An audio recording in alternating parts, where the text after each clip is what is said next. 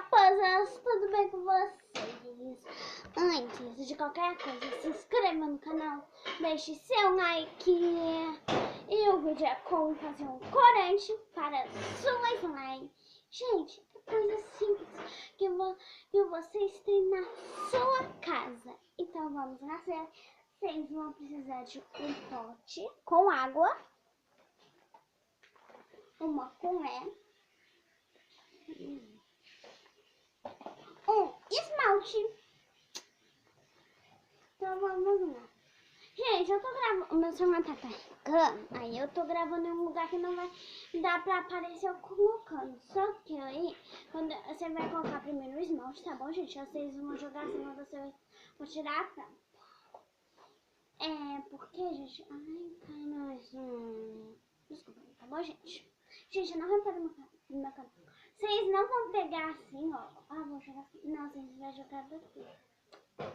Peraí, ó, tô segurando isso daqui que a gente... Coisa, eu tô jogando. Tô tentando jogar. Tá caindo. Caiu. Pronto, agora eu vou fechar. Ai,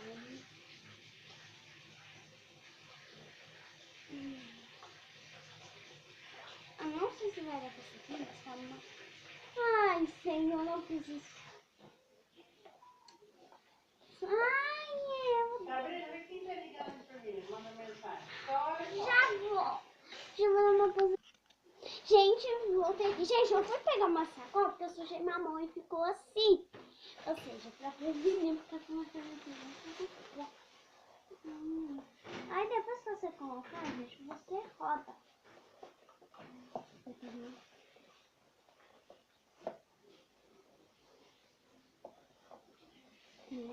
Mexe.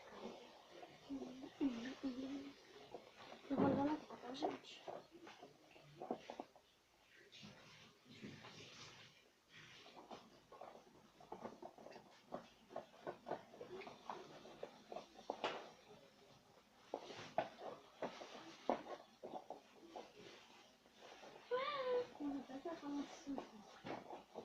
E, gente, no meu deu certo? Deu. Mas se hoje vocês der certo, então beijos. E esse foi o vídeo.